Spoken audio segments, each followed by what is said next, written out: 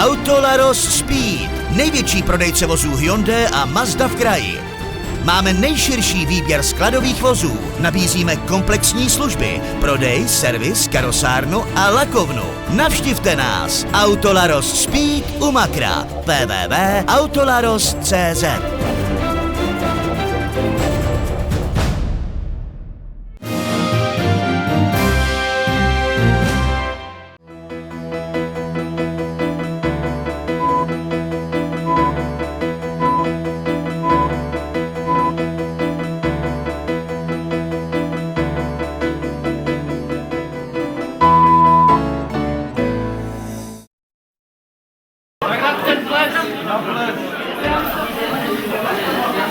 Tímto vinšem členové skupiny Galička dali 16. ledna ve vinárně pod pódiem Veřovického kulturního domu jasně najevo, jak velmi jim osud právě konaného muzikantského plesu leží u srdce, zvláště když muzikantský ples funguje a je to kultura vlastně v dědině a něco pro veřovské občany. Místostarosta obce měl radost, že se uskutečnil 5. ročník plesu a lidé přes jisté obavy pořadatelů opět přišli. Po první stránce vidím to, že opravdu ti lidi přišli na ten muzikantský ples, ale já jsem s tím počítal, že ti lidi přijdou. Opravdu ten muzikantský ples je na úrovni, je připraven, pořadatel se o to připravil od A do Z, jo, takže jsou tady 3 skupiny, jo, tady 2 skupiny se střídají nahoře, ve sklepě je 1 skupina, takže opravdu jsou tady mladí, starší a opravdu je to ples na úrovni a opravdu se těším, až se dneska pobaví a doufám, že dopadne dobře a lidi odejdou od toho plesu velice spokojení. O tu spokojenost se pořadatelé opravdu poprali. Nenechali, co se týče programu plesu, nic náhodě. Když tady není pochovaní basy a jsou to vlastně jenom 2 plesy, kdy je hasičský a sokolský maškarní, tak týden před pořadáním této akce chodíme po vesnici ve 2 partiích, každý má 5 muzikantů a chodíme osobně zvát občany přímo s kapelou. Vejce se to osvědčil, občan se už na to zvykli a strašně bychom rádi toto pravidelně dělali, protože myslíme si, že je to taková tradice, takový folklor. Folklor byl ostatně velice dominantní složkou veřovického muzikantského plesu. Mezi místními kulturně založenými patří dechová hudba Galička k jejich oblíbencům.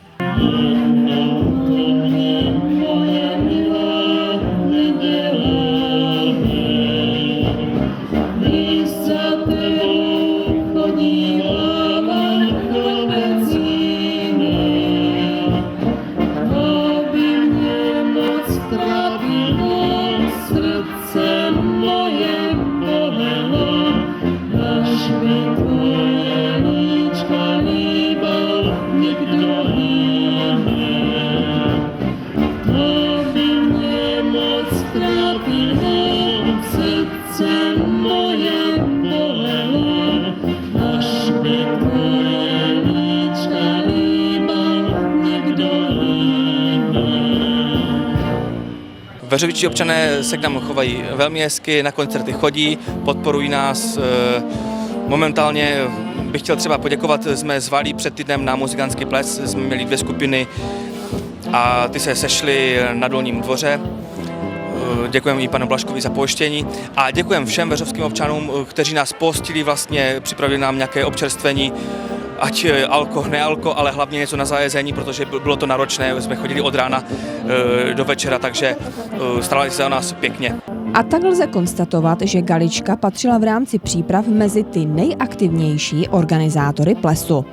Vlastně to Galička, Martin Ručka, já, Ladislav Kašpárek a celá parta lidí, které to vlastně pořádáme letos 5. ročník tohoto plesu. Zdálo by se, že i tento ročník muzikantského plesu měl obsahovou náplň stejnou jako roky předešlé. Je to v záběhnutých kolejích, je taková změna, že první 3 ročníky hrála dechová kapela Záhořané a teď po druhé už hraje zase vlastně Galička. A to není zdaleka vše. Máme obohacený program tím stylem, že vlastně 3. rokem je 3. kapela a to ve sklepě, kde vlastně hrají, co chodí do sklepa na jídlo a na občerstvení, tak tam hraje Cyrus a Laďa Kokeš, vlastně takový doprovod a můžu říct, že se nám to osvědčilo, poprvé tak je to letos po 3. a skutečně má to veliký úspěch. A jaké kapely si vlastně organizátoři na muzikantské plesy zvou? My vždycky to řešíme tím, že vždycky chceme, aby hrála dechová kapela, pak aby hrála nějaká kapela moderní styl a pak ve sklepě pravidelně tady tato, co vlastně takový ten doprovod. Vždycky řešíme to tak, aby prostě hrála kapela, jak se říká, ta moderní a dechová kapela. Letos jsme měli problém s moderní kapelou, ale dosadili jsme na paní Horákovou a můžu říct, že jsme velmi spokojeni. Co je překvapující, že mládež, která tady dneska je, tak se čím dál víc baví i u té dechové kapely, což je si myslím do budoucna přínosem. Tak se tedy pojďme seznamovat s jednotlivými účinkujícími. Ahoj, zdravíme Veřovice, já jsem Milan Cirus, tohle je Láďa Kokeš.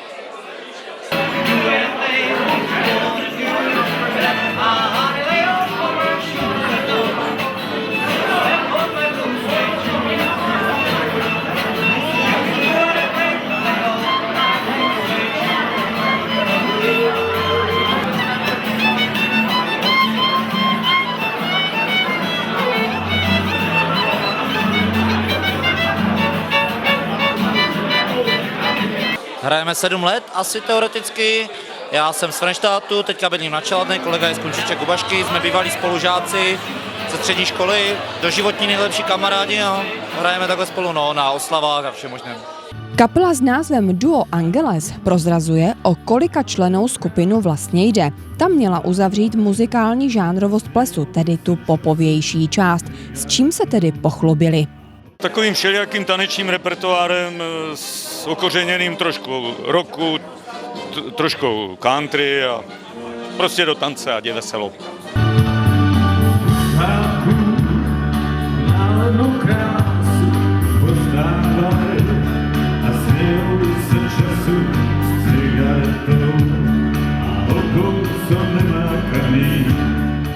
No většinou soukromé oslavy, většinou 50. svatby. No a teď je plesová sezóna, tak občas na nějakém tom plese. Jakou historii má tento muzikantský ples? Plesová sezóna, můžu vám to říct takto, plesová sezóna v minulém roce byla ve 3 plesech. Minulý rok probíhala, ať byl muzikantský ples, hasičský ples a fotbalovo-maškarní ples. Letos je to v tom samém duchu vedeno a když jsem byl na všech plesech minulý rok, tak opravdu plesy stály a byly na úrovni, opravdu byly na vynikající úrovni, ale letos teď máme muzikantský, 30. ledna máme hasičský ples, na 27.2. máme fotbalovo-maškarní ples, takže těšíme se, že ti občani přijdou tady a bude to opravdu hojné účasti a celý pobaví a ku prospěchu toho obce, aby to bylo, takže jsem rád, že to tak, vidím to tady, že ta účast je silná a jsem opravdu rád jako za toto. Každý pořádný ples musí mít i kvalitní slosovatelnou sbírku. Tombola je velice bohatá díky našim sponzorům ve vesnici, kteří nám přispívali, ať už to tombolou nebo finančně. A tak jsme si vlastně mohli dovolit koupit tombolu, kde je vlastně 120 kusů tombol jako takové.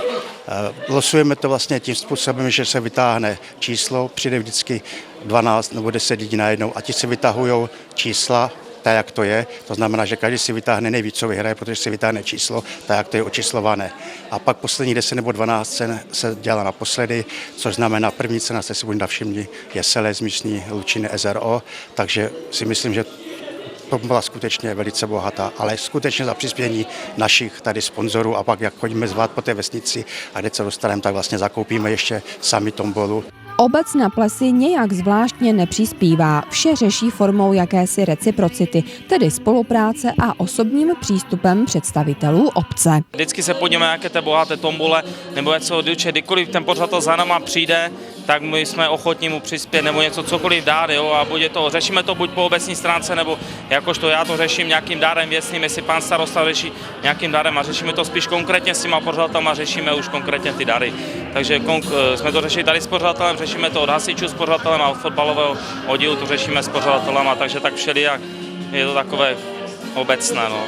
Takovou obecností, tedy normálností, se vyznačovala nejen vychytávka ve vinárně pod pódiem. Jako vždycky domácí kuchyni, takže pravidelný český guláš, zeloknedlo vepřo a obohatili jsme to o třetí jídlo, což je zeloknedlo kačena. A pak tam máme nealko, měli jsme domácí zákusky, koláčky, které vlastně už jsou vyprodané, jednohubky a druhým rokem prodáváme tady na chodbě pivo, které má velký úspěch a vlastně už bude také doprodáno. Pořadatelé zkrátka věděli, jak zaútočit návštěvníkům na city a zvláště i na chuťové buňky.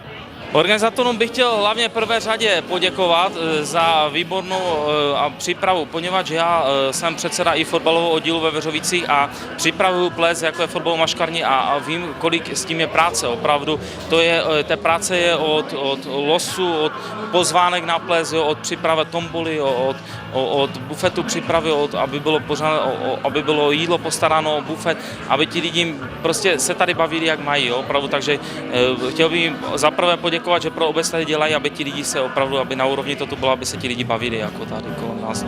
Tak bylo to na úrovni, ano. Vraťme se však k hudbám. Co nabídla k tanci Galička? Tradičně polka, valčík, nějaké tango, máme tam dneska i nějaké moderní takové pecky, například Tenkrát na západě, takže možná po půlnoci zazní i něco moderního.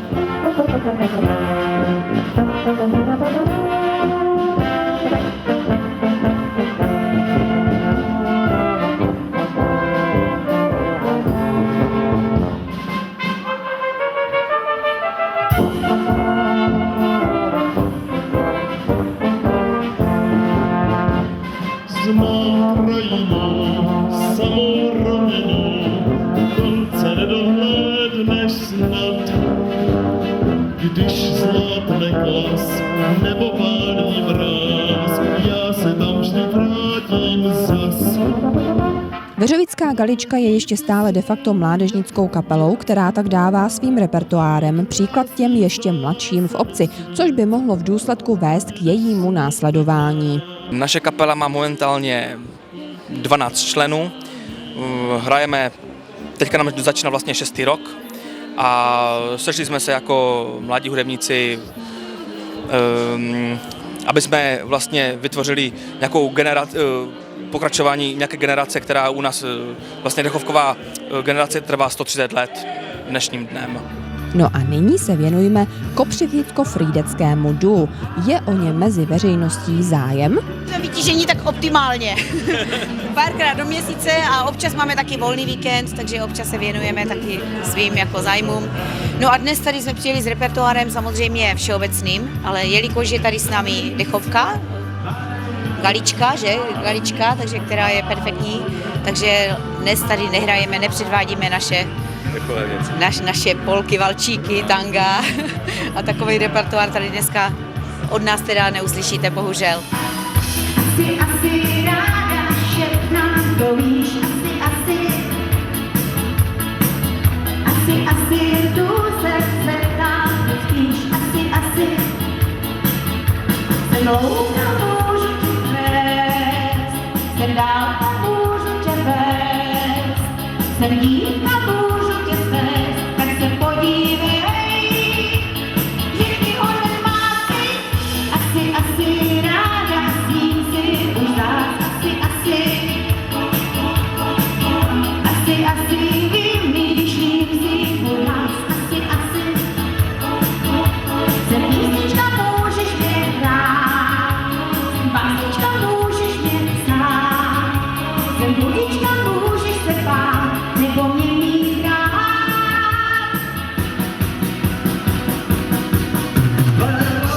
Dálky mávnou a oči roztázní, jako háku dávnou, dají tě v závěří. I další duo sklidilo na plese úspěch, zvláště proto, že V podstatě hráváme všecko, jako dá se říct, od lidovek přes jazz až po moderní věci. Vlastně cokoliv. i když hráli ve stísněných prostorách vinárny, na vstřícnost publika si rozhodně stěžovat nemohli. Jsou tu veselí, divocí lidé, já myslím, že je to příjemné. A třeba muzikantský ples patří asi k jedné z mých nejoblíbenějších akcí ve Veřovicích. No a je čas na hodnocení. Co říkáte na dnešní účast? Fantastická, máme vyprodáno. Za úspěchem plesu hledejme hlavně organizátory.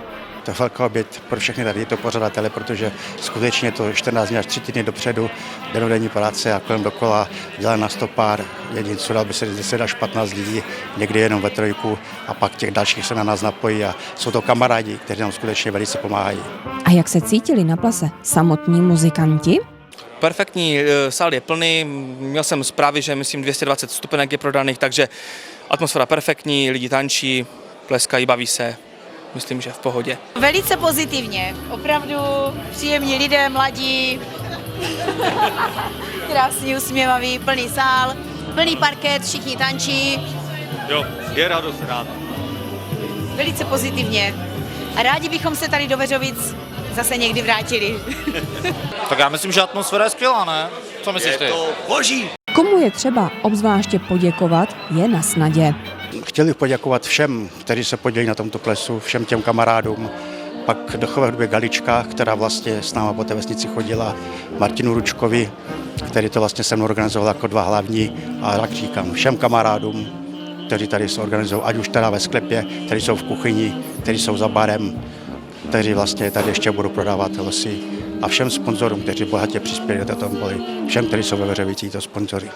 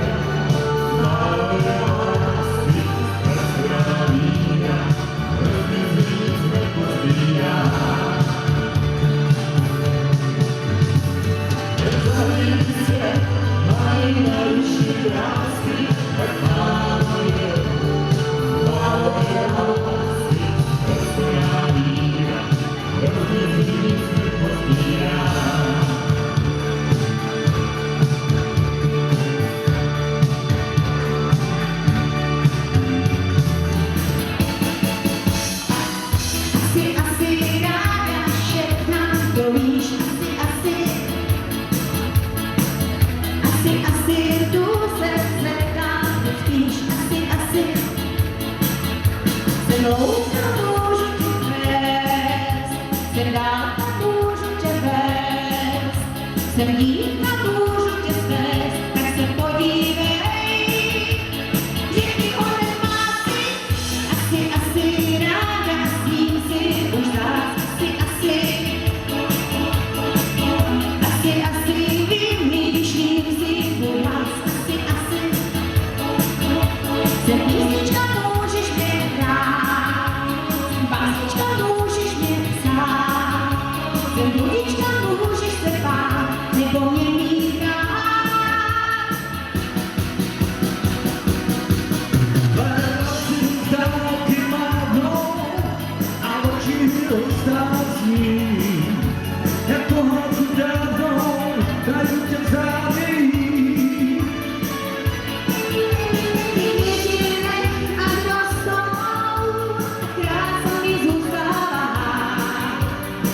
najde mě tam, kde si dřív chodil sám, láska tvá. Asi ráda přijdu i blíž, asi. Jen co mlhou z lesu výjdu, však víš moje vlasy. Jsem písnička, můžeš mě hrát, jsem básnička, můžeš mě psát, jsem bludička, můžeš se bát, nebo mě mít rád. Tvé vlasy mi dálky váhnou a oči mi roztází. Tě pohádku dávnou najdu tě v závěrích. Ty květiny nech, ať rostou, ať krása mi zůstává. Ať najde mě tam, kde si dřív chodil sám, láska tvá. Asi ráda přijdu i blíž, asi. Jen co mlhou z lesu výjdu, však víš moje vlasy. Jsem louka, můžu ti vést, jsem dálka, můžu tě vést, jsem dívka, můžu tě svést, tak se podívej.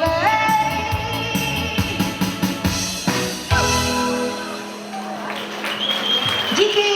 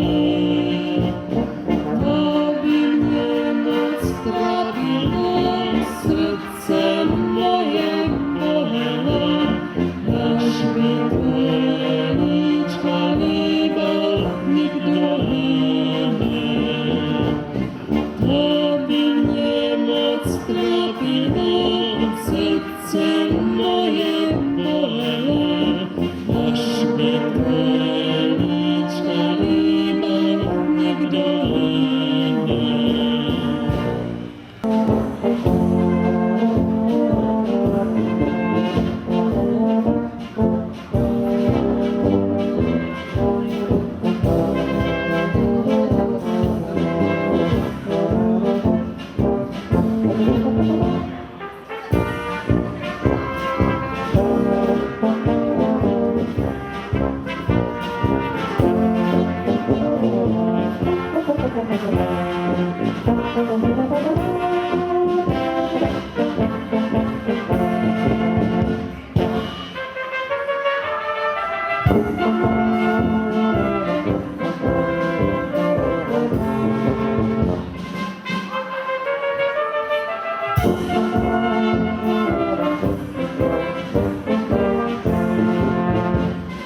má krajinou, samou rovinu, konce nedohlédneš snad. Když zlátne klas nebo pálí mráz, já se tam vždy vrátím zas. Tam dívky jsou jak květ, tam krásný zdá se mi svět. Když smutek mám, tak se vzpomínám, svůj pozdrav na Hanou posílám. Pluj, Havláčku, pluj, v dáli pozdravuj, Hana, Hana, mám srdce zadané, ten hanácký kraj. Úrodný je ráj, tam dívce voní hned, jak rudé růže květ.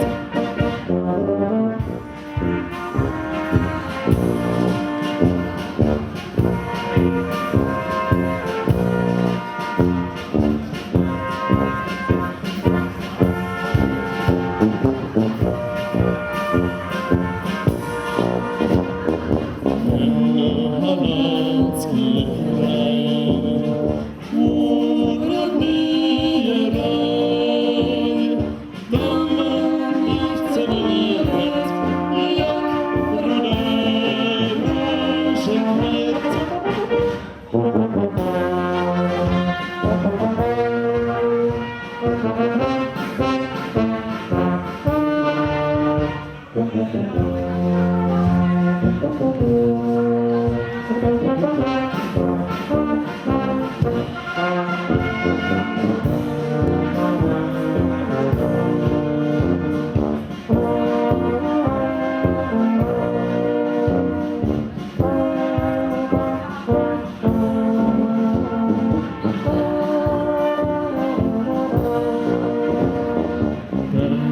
Hanácký kraj, úrodný je ráj, tam dívce voní hned, jak rudé růže květ. Děkujeme